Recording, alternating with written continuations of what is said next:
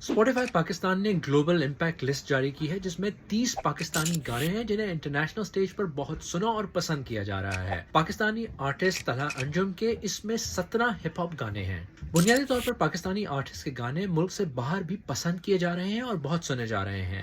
اس list میں طلحہ انجم کا گانا لو لاسٹ ٹاپ پر ہے اور یہ لسٹ اسپوٹیفائی پاکستان نے اپنے انسٹاگرام ہینڈل پر شیئر کی ہے۔ اس لسٹ میں طلحہ انجم کے علاوہ عمیر، جیون گل، بلال سعید، شانی ارشد، علی رضا، عاطف اسلم، تیمور بیگ اور کیفی خلیل کے علاوہ اور بہت سے نام شامل ہیں۔